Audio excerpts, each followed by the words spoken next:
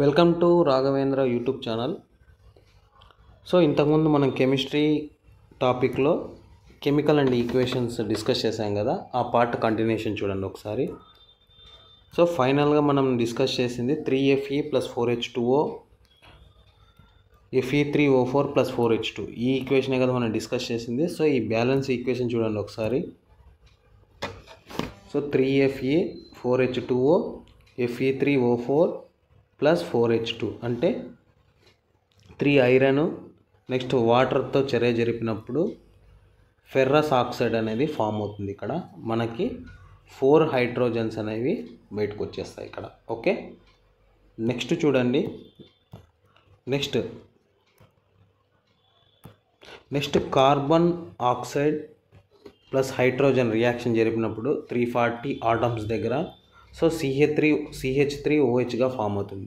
CH3OHగా form అవుతుంది. Carbon oxide plus 2H2 340 atoms దగ్గర చర్య జరిపినప్పుడు CH3OHగా ఫామ్ అవుతుంది. సో అదేవిధంగా నెక్స్ట్ చూడండి ఒకసారి.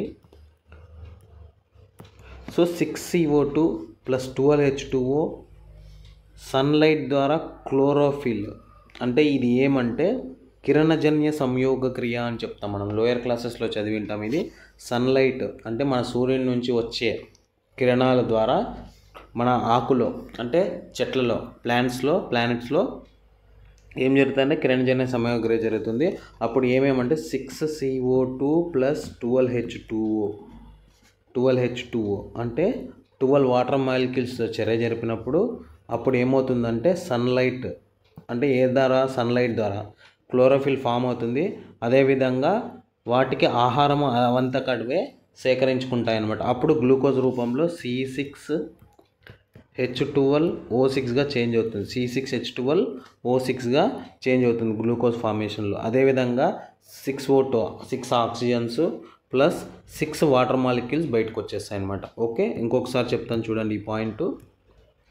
సో 6CO2 + 12H2O సన్లైట్ ద్వారా సూర్యుని ద్వారా చర్య జరిపినప్పుడు గ్లూకోజ్ అనేది ఫామ్ అవుతుంది. గ్లూకోజ్ ఫార్ములా వచ్చి C6H12O6గా చేంజ్ అవుతుంది. ఓకే, ఇది గ్లూకోజ్ ఫార్ములా, కెమికల్ ఫార్ములా అనమాట. నెక్స్ట్ 6CO2 + 6H2O ఈ వాటర్ మాలిక్యూల్స్ అదేవిధంగా కార్బన్ డైఆక్సైడ్ బయటకు వచ్చేస్తుంది అన్నమాట చర్య జరిపిన తర్వాత. ఓకేనా, నెక్స్ట్ చూడండి.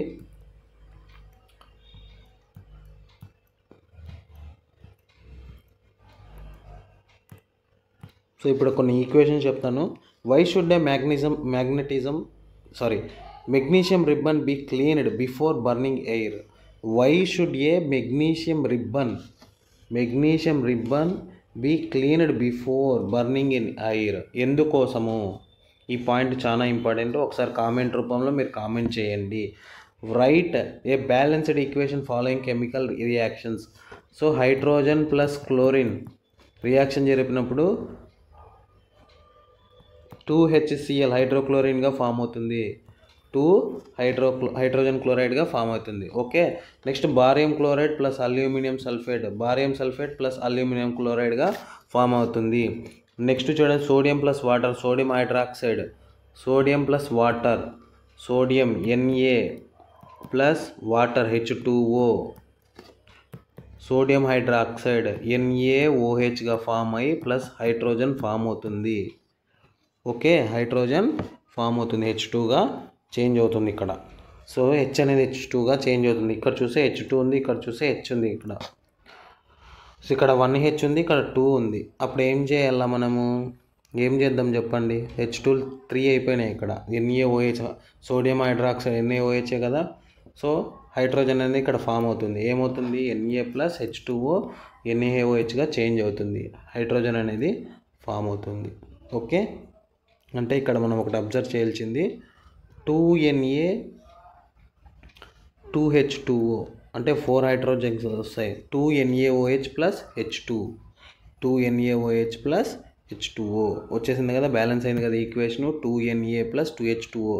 సో హైడ్రోజన్స్ ఎన్ని ఉన్నాయి అప్పుడు, ఇక్కడ 2 ఉన్నాయి, ఇక్కడ 2 ఉన్నాయి. ఓకేనా, ఇంకేమైనా క్లారిటీ ఉందా? నో ప్రాబ్లం కదా. Okay, next right a balanced chemical equation with the symbols for following reactions. Sodium of barium chloride and sodium sulfate in water reactions ఒకసారి చూడండి. Sodium of barium chloride and sodium sulphate water react with give insoluble barium sulphate and the solution of barium chloride. ఇది నేను equations next topic తీసుకొని మొత్తం ఒకే ఈ పార్ట్లో చెప్పేస్తాను మా మీకు. సో నెక్స్ట్ ఒకసారి చూడండి. ఫస్ట్ బీకర్ తీసుకున్నాడు.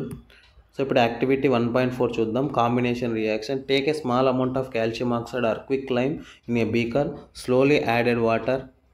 Next touch a beaker in shown 1.3. Do you feel any change in the temperature? ఏం లేదు, ఏం చేయమంటారు, small amount of calcium oxide కానీ క్విక్ లైమ్ కానీ తీసుకోమంటున్నాడు. ఒక బీకర్లోకి కాల్షియం ఆక్సైడ్ క్విక్ లైమ్ తీసుకున్న తర్వాత slowly added to the water అంటున్నాడు. తర్వాత ఆ బీకర్ని టచ్ చేయమంటున్నాడు. Do you any feel in the టెంపరేచర్లో ఏమన్నా చేంజ్ వచ్చిందా చూద్దాం. సో బీకర్లో నెక్స్ట్ వాటర్లోకి కాల్షియం ఆక్సైడ్ కానీ ఏం తీసుకోమన్నాడు, కాల్షియం ఆక్సైడ్ని ఇంకో అని ఏమని పిలుస్తాం, క్విక్ లైమ్ అని కూడా పిలుస్తాం. ఇక్కడ మనం కాల్షియం ఆక్సైడ్ని ఏమని పిలుస్తాము, క్విక్ లైమ్గా కూడా పిలుస్తాం, క్విక్ లైమ్. సో అలా టచ్ చేసినప్పుడు ఏమైనా ఫీలింగ్ వచ్చిందా అని అడుగుతున్నాడు. Formation of slaked lime by the reaction of calcium oxide with water. అంటే కాల్షియం ఆక్సైడ్ వాటర్తో చర్య జరిపినప్పుడు ఏం ఫామ్ అవుతుంది. సో ఇప్పుడు చూడండి రియాక్షన్. క్విక్ లైమ్ తెలుసు కదా, ఇందాక క్విక్ లైమ్నే కాల్షియం ఆక్సైడ్ అంటున్నాం. So calcium oxide react vigorously with water produce slaked lime. చాలా ఇంపార్టెంట్ చూడండి ఈ పాయింట్. ఏమంటున్నాడు, సో కాల్షియం ఆక్సైడ్ వాటర్తో రియాక్షన్ జరిపినప్పుడు స్లాక్డ్ లైమ్ అనేది ఫామ్ అవుతుంది మనకి. దాన్ని కాల్షియం హైడ్రాక్సైడ్ అని కూడా అంటాం దీన్ని. ఓకే, స్లాక్డ్ లైమ్ అని ఏమంటాము, కాల్షియం హైడ్రాక్సైడ్ అని కూడా పిలుస్తాం ఇక్కడ. Okay, CaO quick lime, CaOH taken twice అనేది slaked lime. That means calcium hydroxide. So calcium hydroxide అనమాట. ఓకేనా.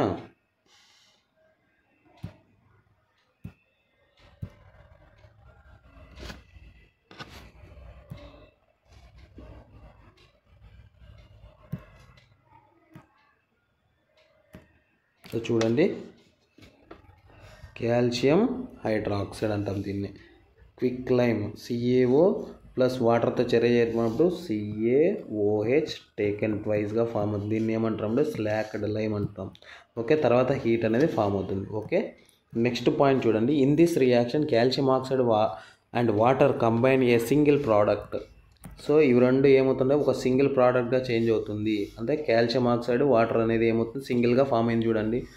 Okay, single product. The calcium hydroxide such a reaction with single product it is formed 2 or more reactant is known as combination reacted.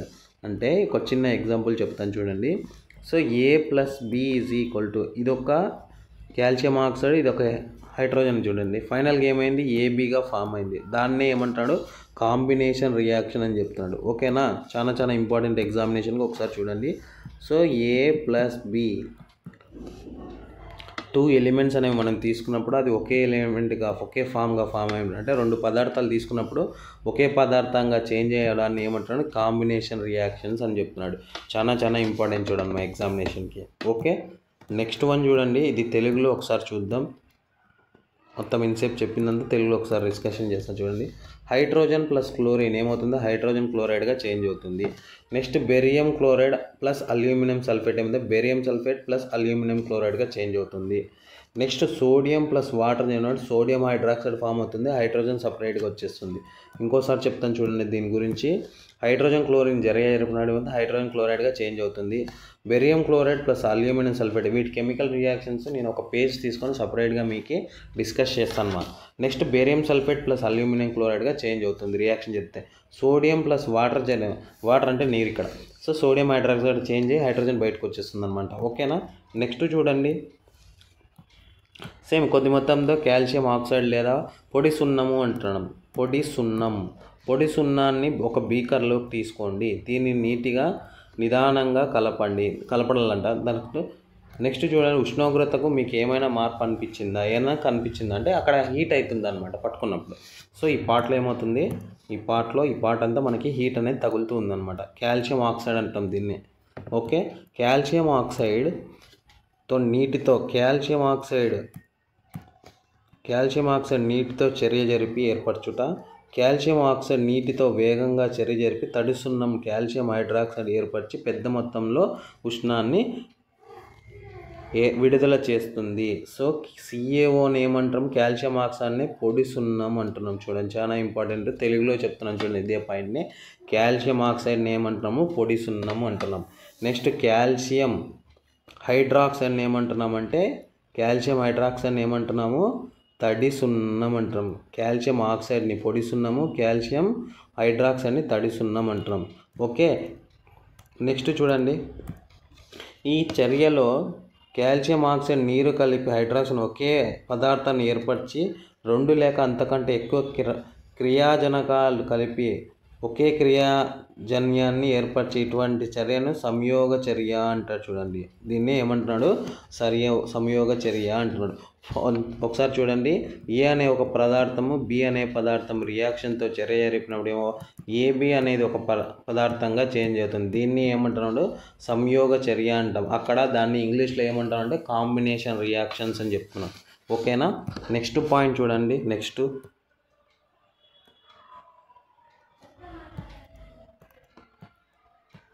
So అసలైన point వస్తుంది చూడండి. Next, so solution of slake and lime produced by the reaction 1.13 used white washing walls. ఇది ఎక్కడ use చేస్తాం అంటే white washing వాల్స్లో use చేస్తాం. Calcium hydroxide react with slowly with carbon dioxide in air in the form of thin layer calcium carbon on the walls. Calcium carbonate is formed after 2 or 3 days. White washing shiny finish in the walls. Interesting note that chemical formula of marble is also CaCO3. CaCO3 calcium hydroxide వచ్చింది కదా ఇందాకే. Okay, తడి సున్నాన్ని పొడి సున్నంగా change చేసాం కదా. So calcium హైడ్రాక్సైడ్ని మళ్ళీ ఏం చేస్తున్నాడు, కార్బన్ డైఆక్సైడ్తో రియాక్షన్ జరిపితే కాల్షియం కార్బోనేట్గా చేంజ్ అవుతుంది అంట. తర్వాత ఏమొస్తుంది, వాటర్గా ఫామ్ అయిపోతుంది. ఓకేనా, ఇది ఏ రియాక్షన్, కాంబినేషన్ రియాక్షన్ ఇది కూడా. ఓకే, సంయోగ చర్యనే ఇది కూడా. సో ఇది ఒక ఎలిమెంట్, ఇది ఒక ఎలిమెంట్ కదా, ఏమవుతుంది CaCO3 plus H2O. Okay, CaCO3 plus H2O. CaCO3 మీద కాల్షియం కార్బోనేట్ అంటాం, CaCO3నే కాల్షియం కార్బోనేట్ అంటాం. ఏదాంతో చర్య జరపడం వల్ల కాల్షియం హైడ్రాక్సైడ్ కార్బన్ డైఆక్సైడ్తో చర్య జరిపినప్పుడు కాల్షియం కార్బోనేట్ ఫామ్ అవుతుంది. ఓకే, తర్వాత వాటర్ అనేది బయటకు వచ్చేస్తుంది అనమాట. ఓకే, నెక్స్ట్ చూడండి. నెక్స్ట్ దిస్ కాంబినేషన్ రియాక్షన్స్ అంటే సంయోగ క్రియకి examples, burning of coal. So carbon plus oxygen, కార్బన్ని ఆక్సిజన్తో చర్య జరిపినప్పుడు ఏమవుతుంది, కార్బన్ డైఆక్సైడ్గా ఫామ్ అవుతుంది. Formation of water plus H2O2, 2H2 plus O2 చాలా ఇంపార్టెంట్. చూడండి combination react 2H2 plus O2, 2H2O, 2H2 plus O2 is equal to ఏమవుతుంది, రియాక్షన్ జరిపితే 2H2Oగా ఫామ్ అవుతుంది. ఓకే, నెక్స్ట్ వన్ చూడండి. సో నెక్స్ట్ చూడండి, గ్లూకోజ్ గురించి చూద్దాం ఒకసారి. గ్లూకోజ్, సో C6H12O6 6O2 ఆక్సిజన్తో చర్య జరిపినప్పుడు so 6CO2 plus 6H2O plus ఎనర్జీగా చేంజ్ అవుతుంది. ఓకేనా, ఏమవుతుంది C6H12O6 ప్లస్ 6CO2 ప్లస్ 6H2Oగా చేంజ్ అయ్యి ఎనర్జీ అనేది రిలీజ్ చేయడం జరుగుతుంది అనమాట. Okay, the decomposition of vegetable matter into compost of examples of exothermic reaction కూడా అంటాం దీన్ని. ఓకే, ఈ పాయింట్ని ఏమంటాము, ఎక్సోథర్మిక్ రియాక్షన్స్. ఇప్పుడు మనం పాయింట్ ఇక్కడ చెప్తున్నాం చూడండి. Do you know respiration is a exothermic process. We know that need energies to alive. We get this energy in the form of food we get during the digestion. Food is broken down into simple substances. For example rice, potatoes and bread contain carbohydrates. These carbohydrates are broken down into form of glucose గా change అవుతుంది. అంటే మనం ఆహారం తీసుకుంటాం కదా, అది rice కావచ్చు, potato కావచ్చు, బ్రెడ్ కావచ్చు, దీంట్లో కార్బోహైడ్రేట్స్ ఉంటాయి. ఈ కార్బోహైడ్రేట్స్ ఏమి చిన్న చిన్న పదార్థాలుగా చేంజ్ అయ్యి కట్ అయిపోయి ఏమవుతుంది, గ్లూకోజ్గా చేంజ్ అవుతుంది మన బాడీలో. The glucose combine with oxygen that tells our body provides energy. The special name the reaction is respiration. ఈ రియాక్షన్ ఏమంటున్నాడు, రెస్పిరేషన్ అని చెప్తున్నాను. The process of which you know will study of chapter 6. So ఇప్పుడు చూడండి ఒకసారి. So glucose C6H12O6 plus 6O2 reaction జరిపినప్పుడు ఏమవుతుంది 6CO2గా change అయ్యి 6H2 వాటర్ మాలిక్యూల్స్ చేంజ్ అవుతుంది. అంటే 6 కార్బన్ డైఆక్సైడ్లు బయటకు వచ్చేసి 6 వాటర్ మాలిక్యూల్స్ కూడా వచ్చేస్తాయి. చూడండి ఎప్పుడు చూడండి, ఇది చాలా చాలా ఇంపార్టెంట్. చూడండి, గ్లూకోజ్ అనేది 6 ఆక్సిజన్స్తో చర్య జరిపినప్పుడు 6 కార్బన్ డైఆక్సైడ్స్ రిలీజ్ అవుతాయి. అదేవిధంగా 6 వాటర్ మాలిక్యూల్స్ కూడా రిలీజ్ అవుతాయి. అదేవిధంగా ఎనర్జీ కూడా రిలీజ్ అవుతుంది. సో ఈ reaction the decomposition of vegetable matter into compost also known as examples of exothermic reaction. Next చూడండి, ఇంతసేపు మనం ఇది తెలుగులో కూడా చెప్తాను చూడండి. సో చర్యలో ఏర్పడిన తడి సున్నం ద్రావణాన్ని గోడలు వెళ్ళవేయుటకు ఉపయోగిస్తారు. అంటే మనం పిఓపి అని చెప్తా ఉంటాం. మనం ఈ పాయింట్ని పిఓపి తెలుసు కదా మీకు, పైన అతికిస్తూ ఉంటాం. ప్రజెంట్ ట్రెండింగ్ అనమాట. కాల్షియం హైడ్రాక్సైడ్ గాలిలోని కార్బన్ డైఆక్సైడ్తో నెమ్మదిగా చర్య జరిపి గోడలపై కాల్షియం కార్బోనేట్ అనే పలుచని పొరను ఏర్పరుస్తుంది. ఓకే, వెళ్ళవెరిసిన 2 నుండి 3 రోజులు తర్వాత కాల్షియం కార్బోనేట్ ఏర్పడి గోడలు మెరిసేలా చేస్తుంది. చెలవరాయి రసాయన సాంకేతికం కూడా CaCO3 అనే ముఖ్య విషయాన్ని మనం గుర్తుంచుకోవాలి. చాలా చాలా ఇంపార్టెంట్. చూడండి, ఓకేనా, ఏమంటున్నాడు, CaCO3 అంటే తడి సున్నంని మనం కార్బన్ డైఆక్సైడ్తో రియాక్షన్ జరిపినప్పుడు ఇదే తడి సున్నం, కాల్షియం హైడ్రాక్సైడ్ని తడి సున్నం అంటాము. కార్బన్ డైఆక్సైడ్తో చర్య జరిపినప్పుడు కాల్షియం కార్బోనేట్ అనేది ఫామ్ అవుతుంది. దీన్నే మనం గోడలకు యూజ్ చేస్తాం పిఓపి ద్వారా. పిఓపి అంటే ప్లాస్టర్ ఆఫ్ ప్యారిస్ అంటాం దీన్ని. ఓకే, వాటర్ మాలిక్యూల్స్ కూడా ఫామ్ అవుతాయి. ఓకేనా, నెక్స్ట్ చూడండి, ఇప్పుడు మరికొన్ని సంయోగ చర్యల ద్వారా ఉదాహరణని గమనిద్దాం ఒకసారి. బొగ్గును మండించడం, carbon plus O2 CO2, next 2H2 plus O2 2H2O, 2H2 plus O2 2H2Oగా చేంజ్ అవుతుంది. 2H2 అంటే వాటర్ మాలిక్యూల్సే కదా. సో ఇప్పుడు చూడండి ఒకసారి,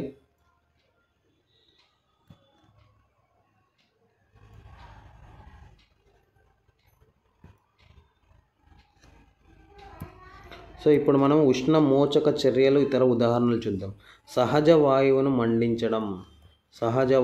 మండించడం అంటే మీథేన్ ప్లస్ ఆక్సిజన్ చర్య జరిపినప్పుడు కార్బన్ డైఆక్సైడ్ రిలీజ్ అవుతుంది. అదేవిధంగా 2 వాటర్ మాలిక్యూల్స్ అనేవి 2H2Oగా చేంజ్ అవుతున్నాయి. దీన్నే సహజ వాయువును మండించడం అంటాం. దీన్నే ఉష్ణ యోచక చర్యలు కూడా అంటాం. చూడండి, ఉష్ణ యోచక చర్యలు రసాయన చర్యలు అంటాం. ఓకేనా, ఇప్పుడు దాన్ని మనం ఎగ్జాంపుల్ చేస్తున్నాం. శ్వాసక్రియ ఉష్ణ యోచక చర్య అని మీకు తెలుసా? ఓకే, చూద్దాం. మనం జీవించి ఉండాలంటే శక్తి అవసరం అని మనందరికీ తెలుసు. ఈ శక్తి మనం తినే ఆహారం నుండి మనకు లభిస్తుంది. జీర్ణక్రియలో ఆహారం చిన్న పదార్థాలుగా విడగొట్టబడుతుంది. ఉదాహరణకు బియ్యం, బంగాళాదుంప మరియు బ్రెడ్ కార్బోహైడ్రేట్లు కలిగి ఉంటాయి. ఈ కార్బోహైడ్రేట్లు విడిపోయి గ్లూకోజ్ని ఏర్పరుస్తాయి. ఈ గ్లూకోజ్ శరీరం కణాలను ఆక్సిజన్ కలిపి శక్తినిస్తుంది. ఈ చర్యకు ప్రత్యేక పేరే శ్వాసక్రియ. ఓకే, దీని గురించి అధ్యయనం 6th క్లాస్లో చదివామంట. ఓకే, గ్లూకోజ్ అనేది ఆక్సిజన్తో చర్య అయినప్పుడు 6CO2 plus 6H2O 6 water molecules అనేవి ఫామ్ అవుతాయి. కూరగాయల పదార్థాలు కుళ్ళి ఎరుపుగా మారడం ఒక ఉష్ణోగ్రత చర్య. చూడండి, ఈ పాయింట్ కూడా ఇంపార్టెంట్. చూడండి, ఎగ్జామినేషన్లో ఇవి అడుగుతారు. చూడండి, కూరగాయల పదార్థాలు కుళ్ళి ఎరుపుగా మారటం కూడా ఒక ఉష్ణయోచక చర్య. ఉదాహరణలు చాలా చాలా ఇంపార్టెంట్. ఓకే, NCERTనే మనకు మెన్షన్ చేసినాడు గ్రూప్ Dలో. బాగా ఒకసారి చూడండి.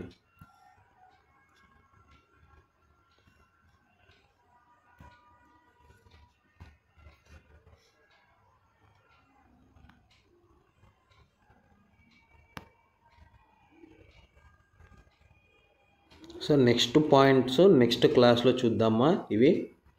సో మీరు నాకు ఒకటే ఏం చేయాల్సింది ఏం లేదు, నేను టైం స్పెండ్ చేస్తున్నాను కదా, మినిమం ఒక 20 minutes కానీ 30 minutes. ఇది వీడియో ఎడిటింగ్ చేసే మనకు 1 hour పడుతుంది. అటు ఇటు 1 hour కానీ ఒక 20 minutes కానీ పడుతుంది. ఏం లేదు, లైక్ చేయండి, సబ్స్క్రైబ్ చేయండి, షేర్ చేయండి. అంతకుమించి ఇంకేం లేదు. మీరు ఇలా చేయడం వల్ల నలుగురికి తెలుస్తుంది. చాలామంది ఏ బుక్స్ చదవాలో తెలియదు చాలామందికి. పాపం ఎందుకు అనాలా, ఆ సిరీస్ కొనుక్కుంటా ఈ సిరీస్ కొనుక్కుంటా ఉన్నారు. మనకి మెన్షన్ చేసినాడు మీకు నీట్గా మెన్షన్ చేసినాడు ఎన్సిఆర్టీ సిలబస్ అని. కావాలంటే నేను ఒక ప్రూఫ్ చూపిస్తాను, ఒకసారి చూడండి మా. దీనికి వీడియోలో అటాచ్ చేసి చెప్తాను చూడండి మీకు. సో చూడండి, జనరల్ సైన్స్ గురించి చెప్తాను చూడండి, ఒక లైన్ వేస్తున్నా. The syllabus under shall cover physics, chemistry, next life sciences of 10th standard level CBSE means central board NCERT books అనేవి చదవాల్సి వస్తుంది. ఎన్సిఈఆర్టీ బుక్స్ మనము చదవాల్సి వస్తుంది. ఓకేనా? ఇప్పుడు మనకి టెన్త్ మొత్తం మనకి సెంట్రల్ సిలబస్ ఇచ్చి పెట్టేశారన్నమాట. ఎన్సిఆర్టీ సిలబస్ మనకి ఏం ప్రాబ్లం లేదు, హ్యాపీగా డిస్కస్ చేయొచ్చు. ఓకే, ఒకసారి బాగా అబ్జర్వ్ చేయండి. అందుకే ఆ బుక్స్ ఈ బుక్స్ చదవద్దండి. ఎన్సిఆర్టీ బుక్స్ బాగా నీట్గా చదివి ఫస్ట్ చేయాల్సింది జనరల్ సైన్స్ రావాలంటే మనము ఫస్ట్ ఎన్సిఆర్టీ బుక్స్ కంప్లీట్ అయిపోయాక తర్వాత ఏం చేయాలంటే ప్రీవియస్ ఇయర్ క్వశ్చన్స్ అనేవి డిస్కషన్ చేయాల్సి వస్తుంది. సో 2018లో ఒకసారి గ్రూప్ డి జరిగింది, నెక్స్ట్ 2021లో జరిగింది.